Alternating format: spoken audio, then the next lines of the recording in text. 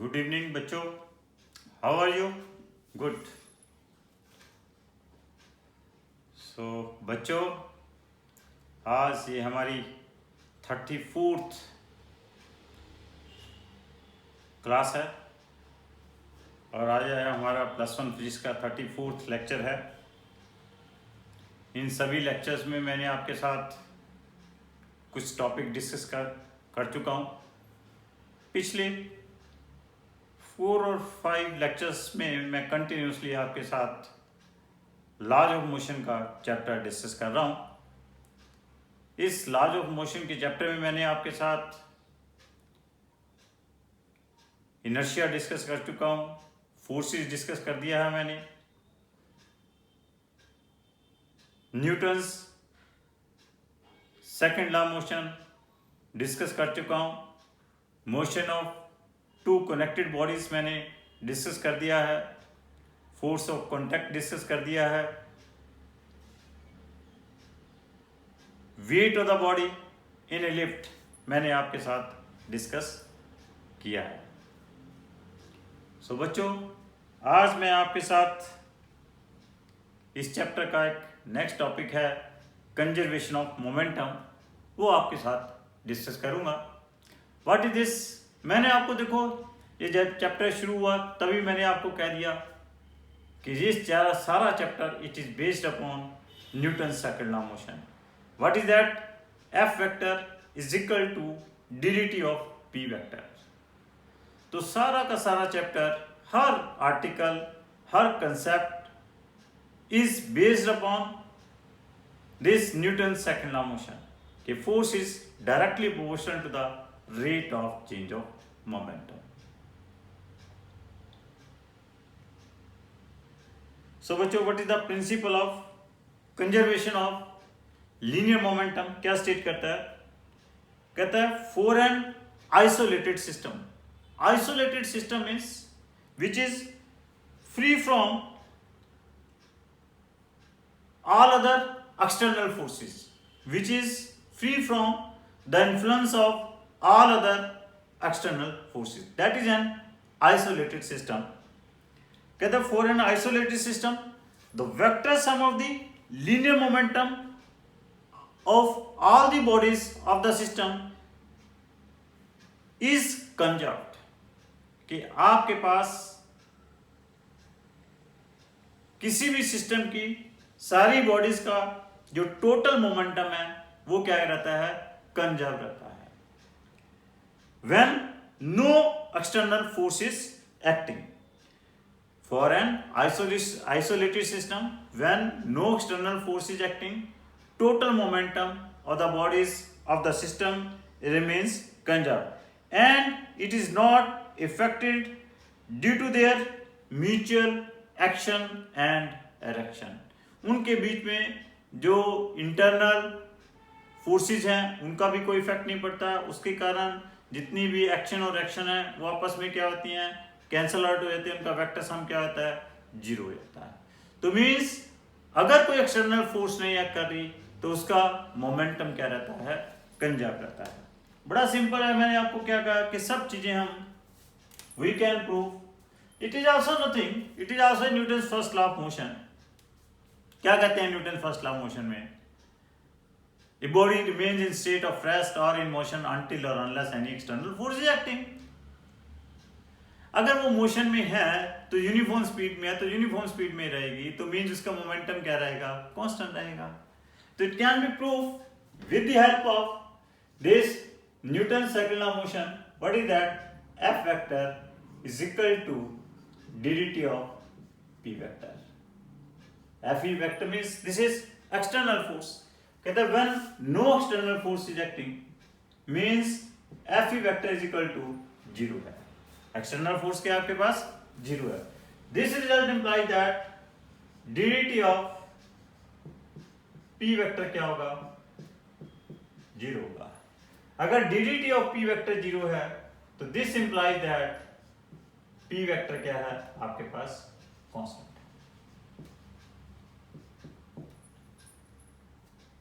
Okay, means for an isolated system no external force is acting, total momentum of the system remains conserved. Isolated system means it is independent of the influence of any external forces. This is the first statement of conservation of linear momentum. What is the second statement? That total momentum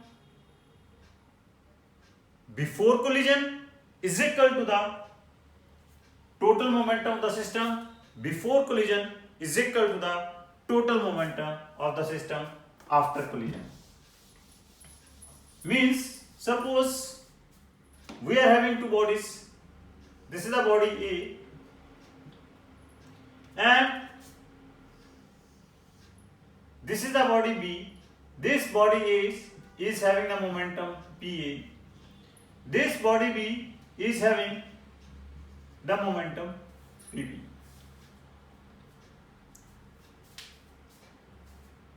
Now body A interact with or collide with body B for a very small, देखो यहाँ पे condition है, for a very small time interval delta t.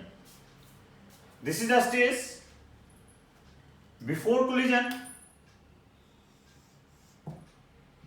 This is the stage before collision.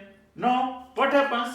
Body A collide with body B, means they are interacting for a very small time delta t. After the collision, what happens? The body A attains the momentum PA prime, body B attains the momentum that is PB vector prime. This is the stage after collision. So what is the statement? कि vector sum of total momentum before collision. What is PA vector plus PB vector is equal to क्या होगा? PA vector prime plus PB vector prime. Clear? This is the second statement of conservation of linear momentum. कि vector sum of total momentum before collision is equal to the vector sum of total momentum after collision. तो इस statement को भी हम proof कैसे करेंगे? It can be proved with the help of this Newton's second law of motion. Now, when a body A collides with body B, body A is exerting the force on body B, let it be FBA vector. Similarly, according to Newton's third law of motion, body B is also getting the same force, same amount of force on body A. Let this is FAB vector. Clear? And according to Newton's second law of motion, here FAB vector is equal to क्या है? Minus of FBA vector. This is in accordance with the Newton's third law of motion. Every action get equal and opposite action. Now, according to Newton's second law of motion, the force exerted by body B on body A, that is will be equal to the change in moment, rate of change of momentum. This is the change in momentum of body A divided by time. And what's about FBA? That is the change in momentum of body B divided by time. Clear? So here this delta D is cancelled out. So this is delta PA vector minus delta PB vector. Means this is the change in momentum of body A and this is the change in momentum of body B. What is the change in momentum of body A? पहले इसका momentum before collision क्या था, P A, after collision इस momentum becomes P A prime. So this will be क्या होगा, that is P A vector minus P A vector prime. Clear? Similarly what is the change in momentum of body B? पहले इसका momentum कितना था, P B, अब कितना बन गया, minus P B vector prime. तो change in momentum of body B क्या आ जाएगा, P B vector minus P B A vector prime. Clear? So this can be written as minus P B plus P B vector prime.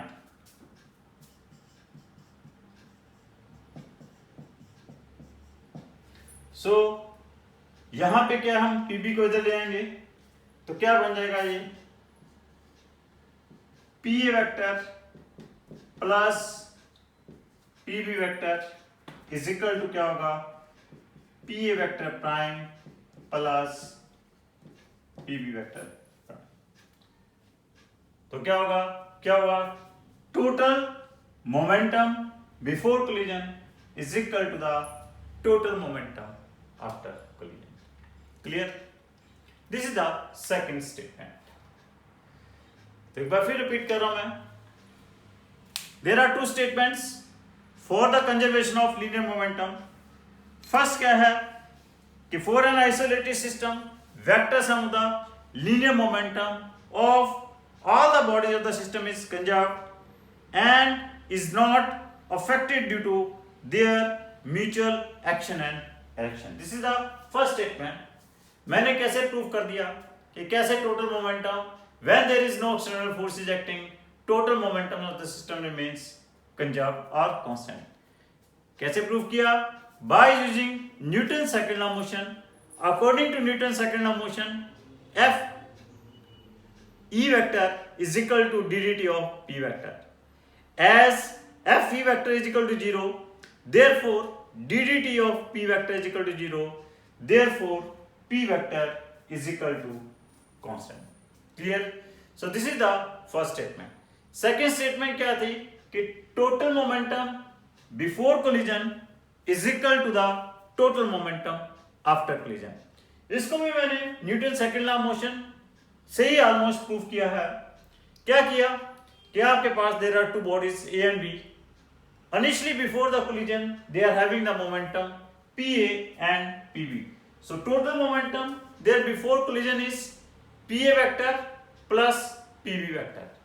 Now after the collision the body A collides with body B. After the collision their momentum becomes PA vector prime and PB vector prime, and total momentum becomes after the collision PA vector prime plus PB vector prime. So what is the statement कि PA vector plus PB vector is equal to the PA vector plus PB vector. तो इसको मैंने कैसे prove कर दिया? Now when these two bodies are colliding, body A is exerting the force on body B, that is FBA vector. Similarly, according to Newton's third law of motion, B will also exert the force on body A. What is that? That is FAB vector. According to Newton's third law of motion, FAB vector is equal to minus FBA vector. And according to Newton's second law of motion, FAB vector, that is the rate of change of, as it is the force exerted by body B on body A, that will be the rate of change of momentum of body A with time. So इसको मैंने क्या लिख लिया, that will be ddT of PA vector और delta PA vector upon delta T. Similarly FBA vector को क्या लिख लिया, that is the delta PB vector upon delta T vector in accordance with the Newton's second law of motion. फिर आपके पास delta PA vector क्या है, that is the change in momentum of body A. Initial momentum of body PA क्या है, body ए क्या है, P A vector, final क्या है, minus P A vector prime. तो चेंज इन मोमेंटम क्या आ गया इसका, P A vector minus PA vector prime. Similarly, change in momentum of body B क्या आ गया, PB vector minus PB vector prime. तो आपके पास क्या आ गया, PA vector minus PA vector prime is equal to क्या आ गया, माइनस ब्रैकेट में PB vector minus PB vector prime. तो यहां से हम प्रूव हो गया कि PA plus PB क्या आ गया, that is equal to PA vector plus PB vector. So this conservation of momentum or interaction between the two bodies A and B concludes that क्या क्या conclusion है, first conclusion है कि total linear momentum of the system remains conserved. Clear? Second conclusion ये है कि change in linear momentum of a system is always equal to 0. Third conclusion है change in momentum of body A is equal and opposite to the linear change in momentum of body B. Fourth conclusion है the force that A exert on B is equal and opposite to the force that B exert on A. These are the four conclusions of this conservation of interaction of two bodies. First is कि total momentum of the system remains same, means, or we can say कि there is change in momentum of the system is equal to 0. Second, the change in momentum of one body is equal to the negative times the change in momentum of second body. Third, force exerted on one body on the another body is equal and opposite to the force exerted by second body on the first body. यहां से हम ये भी कह सकते हैं, it is very very important, from here we can say Newton's second law of motion is a real law of motion. From here we can say Newton's second law of motion is a real law of motion. What does it mean कि Newton's second law of motion is a real law of motion? Because from this expression it is very clear that by using Newton's second law of motion we can derive first law as well as third law. By using Newton's second law of motion we can derive third law as well as second law. अब how we will derive third law? Newton's second law of motion क्या कहता है कि FAB क्या है, delta P ए, अगर उल्टा चलें एफ ए बी क्या है, delta P A upon delta T, F B A क्या है, delta P B plus delta T, F A B plus F B A क्या है, delta P A plus delta T plus delta P B upon delta T क्या होगा, 0 होगा. तो that means that implies that F A B is equal to क्या आ जाएगा, minus F B A. That is nothing, it is a Newton's third law of motion. Similarly Newton first law कैसे drive कर सकते हैं, F क्या है, D of P vector है. जब F 0 होगा तो आपके पास P की वैल्यू क्या हो जाएगी, कांस्टेंट होगी. When F is equal to 0, P is equal to constant. That is the Newton's first law of motion. When no external force is acting, in that case the body remains in state of rest or with constant speed unless any external force is acting. Clear? So this is about the conservation of linear momentum and about the Newton's second law of motion is a real law of motion. What does it mean? Newton's second law of motion is a real law of motion. We can derive first law as well as third law by using Newton's second law of motion. There are some practical examples of the principle of conservation of linear momentum. पहली बड़ी अच्छी practical example है कि when the bullets are fired from a gun, तो gun क्या करती है, recoil करती है. When the bullets are fired from a gun, the gun recoil. What is the reason कि गन क्यों रिकॉइल करती है?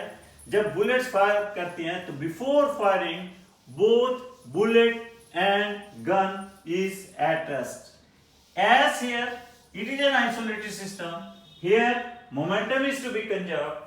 Just to conserve the momentum, as total momentum before firing is 0, so total momentum after firing should also be 0. Just to कि total momentum after firing 0 होना चाहिए. अब firing के बाद bullets are attaining the momentum in the forward direction. So due to that, the gun has to recoil. Reason being, by recoiling or by attaining, gun is attaining the same momentum as that of bullet in the backward direction. With that, total momentum after the firing is also equal to 0. Suppose we are having the mass of bullet is m1 and their mass of bullet is m1. They are fired with velocity v1 vector and mass of the gun is m2 and it is recoiling with velocity v2. According to conservation of momentum, this is the v1 and velocity v1 and v2 are the velocities of the bullet and gun respectively after firing. So as before firing total momentum is equal to 0. So after firing should be total momentum क्या होना चाहिए, 0 होना चाहिए. Means this should be m1 v1 vector plus क्या होना चाहिए, this should be equal to plus m2 v2 vector. So as according to conservation of momentum, as here momentum is conserved, therefore 0 is equal to क्या होगा, m1 v1 vector plus this will be m2 v2 vector. From here we can see velocity of the gun is minus m1 v1 upon m2. This is the velocity of the gun after the firing. Firing के बाद velocity of gun क्या आ रही है? Here minus sign implies that a gun recoil. Gun is attaining the momentum in the opposite direction of the firing of the bullet. And here this result also implies that कि velocity of the gun is inversely proportional to क्या आ रहा है? Mass आ रहा है. So it is very clear, heavier is the gun, like lesser will be the velocity. जितनी heavy gun होगी velocity उतनी उसकी रिकॉइलिंग वेलोसिटी क्या हो जाएगी, कम हो जाएगी. और इसीलिए हम कहते हैं कि जब भी हम आपके पास किसी गन से बुलेट फायर करें, अगर उस गन को आपने शोल्डर के ऊपर रखा हुआ है तो उसको टाइट शोल्डर के साथ टाइटली करिए, उतना ही उसको फायर करना क्या होगा, सिंपल होगा. क्योंकि जब उसको टाइटली शोल्डर के ऊपर रखा हुआ है उस समय गन का मास और बंदे का मास एक टोटल मास वो गन की मास की तरह बिहेव करेगा, जिसके कारण उसका नेट मास क्या करेंगे हम, बढ़ जाएगा. नेट मास बढ़ जाएगा तो उससे क्या होगी, उसकी वेलोसिटी जो है, रिक्वायर्ड वेलोसिटी जो है वो क्या होगी, जो पीछे बैकवर्ड डायरेक्शन में जो गन जा रही है, जिस वेलोसिटी के साथ गन पीछे जाएगी वो वेलोसिटी उसकी क्या हो जाएगी, कम हो जाएगी. क्लियर? सो बच्चों, अब इसमें एक बड़ी इंपॉर्टेंट बात है कि जब हमने बुलेट्स फायर नहीं की उस समय क्या है, आपके पास टोटल काइनेटिक एनर्जी क्या है, 0 है. लेकिन जब हमने बुलेट फायर की, बुलेट ने भी क्या किया, काइनेटिक एनर्जी अटेन कर ली, और आपके पास गन ने भी क्या किया, काइनेटिक एनर्जी गेन कर ली. मींस दोनों ही जगह दोनों की काइनेटिक एनर्जी बढ़ गई, टोटल काइनेटिक एनर्जी गेन होगी. लेकिन यहाँ पे पोटेंशियल एनर्जी भी बढ़ रही है. होता क्या है, पोटेंशियल एनर्जी का sometimes what happen, potential energy is converting into kinetic energy, क्योंकि मैकेनिकल एनर्जी क्या रहती है, कांस्टेंट रहती है. लेकिन यहाँ पे both potential energy and mechanical energy is increasing. उसका रीजन ये है कि आपके पास जो केमिकल एनर्जी है, किसकी, कहां से, जो गन का पाउडर है, गन का बुलेट्स का पाउडर जो है उसकी जो केमिकल एनर्जी है वो किस में कन्वर्ट हो रही है, that is converting into kinetic energy as well as potential energy. So it is very very important when the bullets are fired from the gun, in that case its mechanical energy increases. That mechanical energy is coming from the chemical energy of the powder of the gun. Clear? So this is about the firing of bullets from a gun.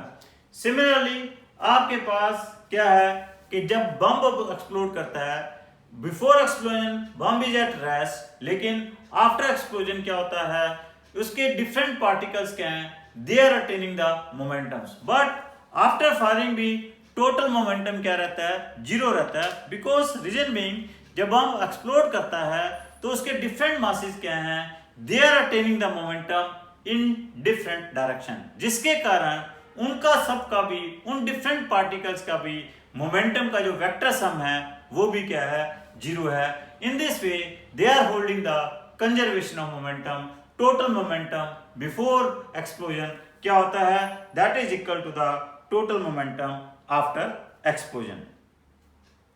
Similarly आपके पास when a man jumps out of a boat to the shore, जब कोई बंदा boat से शोर की तरफ jump करता है तो जो बोट है वो पीछे की तरफ चली जाती है. That is also in accordance with the conservation of linear momentum. Before jumping total momentum क्या है, जीरो है, लेकिन जंप करने के बाद man is attaining the momentum in the forward direction, जो और उस मोमेंटम को खत्म करने के लिए boat is attaining the same momentum in the backward direction, जिसके कारण आफ्टर जंपिंग भी क्या हो रहा है, टोटल मोमेंटम क्या रह रहा है, जीरो रह रहा है. सिमिलरली आपके पास rocket propulsion is also an example of conservation of momentum, or rocket propulsion is also an example of a system with variable mass. What happens, rocket propulsion में क्या होता है, रॉकेट का फ्यूल बर्न करके it is attaining the momentum in the downward direction. Correspondingly, rocket is attaining the momentum in the upward direction. तो इस rocket propulsion के case में we will calculate as it is an example of variable mass. How it is an example of variable mass? इस case में क्या होता है कि जैसे जैसे रॉकेट में फ्यूल बर्न करता है तो it mean that fuel burn कर रहा है तो रॉकेट का मास चेंज हो रहा है. तो रॉकेट का मास चेंज होने से क्या होता है, व्हाट हैपेंस कि डिफरेंट स्टेजेस के ऊपर रॉकेट की वेलोसिटी क्या करती रहती है, इंक्रीज करती रहती है. और मास चेंज होने से क्या होता है, रॉकेट के ऊपर आपके पास थ्रस्ट एक्ट करती है. अभी तक हमने जो फोर्स ली थी that force is only due to change in velocity. जो मोमेंटम हमने चेंज इन मोमेंटम लिया है अब तक that is only due to change in speed और change in direction. But in this case the momentum will change or force will exert only due to rate of change of momentum. तो यहाँ पे rocket के ऊपर जो force act करती है, thrust act करती है, जिसके कारण रॉकेट ऊपर जाता है, दैट इज इक्वल टू क्या होती है, v into D M by D T. Otherwise हम क्या करते हैं, m into D V by D T लेते हैं. This is an example where the force will act due to rate of change of momentum, rate of change of mass, that is equal to क्या है, v into dm by dt है. तो इसको हम कैसे calculate करेंगे, देखिए suppose कर लो कि आपके पास ये एक रॉकेट है. Initially what we are doing, what we are considering कि मास ऑफ द रॉकेट कितना है, m नॉट है. Mass of rocket is m naught. ये m नॉट जो मास है रॉकेट का, दिस इज विद फ्यूल है. Here m naught is the mass of the rocket with fuel है, and initial velocity of the rocket क्या है, that is v naught है. Initial velocity of the rocket is v naught, और this is the stage. Initially m naught is the mass of the rocket, v not is initial velocity at time t is equal to 0. किसी भी time, फिर मैं एक बार कह रहा हूं, m naught जो मास है रॉकेट का वो विद फ्यूल है. अब किसी इंस्टेंट के ऊपर what happens, some mass of the rocket, some fuel of the rocket burn कर जाता है किसी भी टाइम t के ऊपर, किसी भी टाइम t के ऊपर, any time t, some fuel is burn और मास ऑफ द रॉकेट कितना रह जाता है, m रह जाता है, और इसकी वेलोसिटी क्या बन जाती है, v बन जाती है.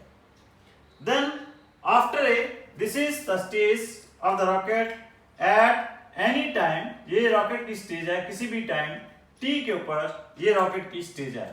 और इसके बाद व्हाट हैपन्स, यहां पे कुछ फ्यूल क्या कर गया, बर्न कर गया। और after a very small time, किसी भी स्मॉल टाइम डेल्टा टी के ऊपर व्हाट हैपन्स कि कुछ फ्यूल रॉकेट का और बर्न कर जाता है। This is the stage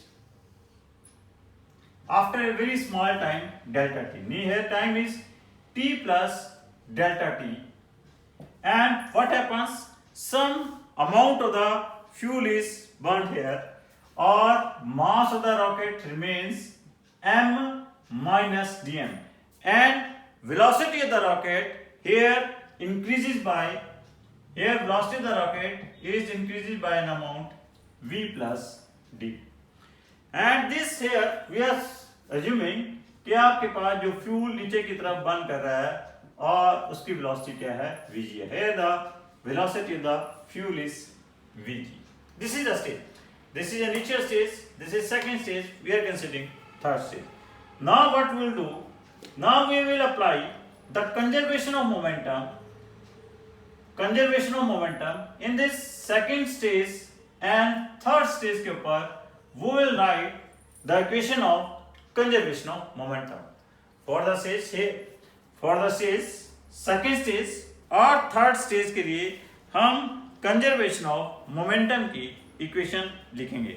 What will be the equation of conservation of momentum for the second and third stage? क्या होगी, m into v is equal to क्या होगा, m minus dm into v plus dv minus dm into vg। क्या equation होगी, mv is equal to m minus dm into v plus dv minus dm into vg। ये minus dm into vg क्यों किया है, क्योंकि जो आपके पास fuel है it is attaining the momentum in the opposite direction of the momentum of the rocket। So fuel का जो मोमेंटम है हम उसमें क्या कर रहे हैं, सब्ट्रैक्ट कर रहे हैं। Clear, it's clear, no problem at here. अब हम क्या करें, इस ब्रैकेट को खोल दें, this becomes mv plus m into dv minus dm into v minus dm into dv minus dm into vg m into v. This mv is cancelled with this mv. Here dm into dv is very small quantity, so we can ignore it. This becomes 0 is equal to m into dv, 0 is equal to m into dv, और यहां से हम क्या कर सकते हैं, dm common ले सकते हैं। इसको ये dm into dv को क्या कर दिया, इग्नोर कर दिया। रीजन में both dm and dv are the small quantities, तो minus this becomes v plus vg into dm। Clear, what is here v plus vg, this is considered as velocity of the fuel with respect to, or v plus vg is the velocity of the gases with respect to velocity of the rocket। किसके with respect to, with respect to rocket, and throughout what we will assume that this velocity remains constant। इस velocity को हम constant मानकर चलेंगे। Actually constant नहीं है, but इस बहुत इसमें changes जो है कि relative velocity of gases with respect to rocket, हम इसमें वेरिएशन बहुत स्मॉल है और इस वेलोसिटी को थ्रू आउट हम कांस्टेंट मानकर चलेंगे, और इसकी वैल्यू भी क्या है, v plus vg, it can be written as that is equal to u minus u। Minus इसलिए लिया जा रहा है कि ये जो वेलोसिटी है भी क्या, रॉकेट की वेलोसिटी के क्या है, अपोजिट डायरेक्शन में है। Therefore this becomes 0 is equal to m dv minus minus ये हो जाएगा plus u into dm, u into dm. Clear? So this becomes m into dv is equal to minus u into dm, और this dv is equal to क्या बन जाएगा, minus u into dm by m. Clear? Integrating both side, दोनों तरफ हम integrate कर दें. यहां पे लिमिट्स ऑफ इंटीग्रेशन क्या होगी, initial velocity of the rocket वो क्या लिया हमने, v not. v is the velocity of the rocket at any instant. यहां पे लिमिट्स ऑफ इंटीग्रेशन क्या होगी, m not. m naught is the initial velocity of the initial mass of the rocket with fuel. What is your m?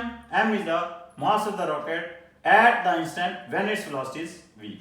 इसको अगर हम solve करेंगे, this becomes v minus v naught, or this becomes minus u log e, this becomes m by m naught, और minus sign जब अंदर ले जाएंगे, this becomes u log e m naught by m बन जाएगा.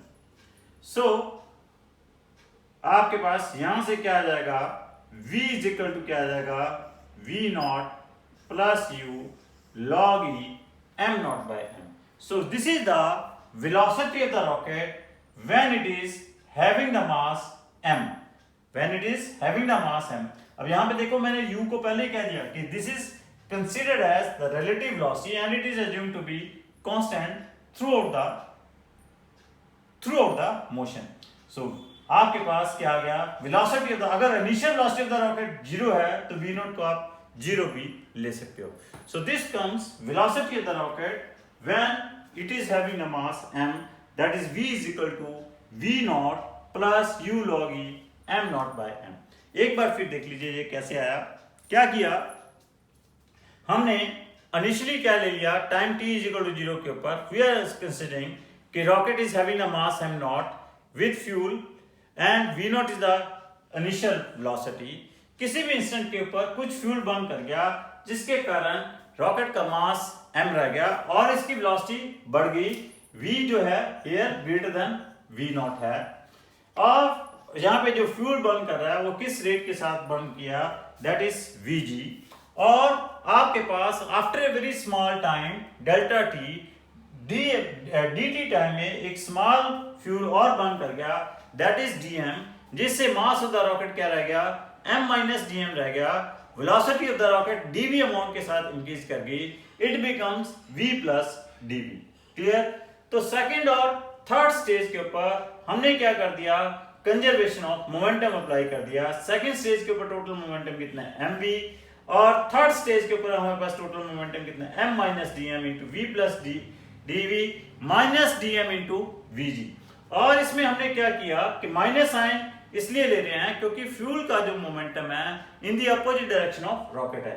तो ये हमने ब्रैकेट खोल दी, dm into dv is very very small, इसको हमने इग्नोर कर दिया, mv कैंसिल आउट हो गया. तो ये आपके पास बन गया 0 is equal to m dv minus v plus vg into dm. v plus vg को क्या लिख लिया, minus u, that is the velocity of the fuel with respect to rocket. माइनस इसलिए लिया है as it is in the opposite direction, और ये हमने assume किया है कि ये जो velocity है थ्रू आउट आपके पास क्या रहती है, कांस्टेंट रहती है. फिर हमने इसको थोड़ा सा एक दो मैथमेटिकल स्टेप्स और लगाए, m dv minus u into dm बन गया, दोनों तरफ इंटेग्रेट कर दिया. इंटेग्रेट करने पे हमारे पास वेलोसिटी ऑफ द रॉकेट क्या आ गई, that is equal to v is equal to v not plus u into log e m naught by m. This is the velocity of the rocket. So thank you very much बच्चों मैं आपके से फिर एक बार निवेदन करता हूँ कि जब भी आप नेक्स्ट लेक्चर में आते हो तो पुराना लेक्चर अच्छी तरह पढ़कर आओ. तो नेक्स्ट लेक्चर में आओगे तो ये सारा लेक्चर आपने अच्छी तरह पढ़कर आना है. सो बच्चों, हारेगा कोरोना, जीतेगा इंडिया. सो बच्चों, जो आज इस सारे विश्व में अशांति का माहौल बना हुआ है तो उसकी शांति के लिए हम एक शांति पाठ जरूर करेंगे. ओम द्यो शांतिरंतरिक्ष शांति पृथ्वी शांतिराप शांतिरोषध्या शांति वनस्पति शांति विश्वदेवा शांति ब्रह्मा शांति सर्व शांति शांतिरेव शांति श्यामा शांतिरेधि। ओम शांति शांति।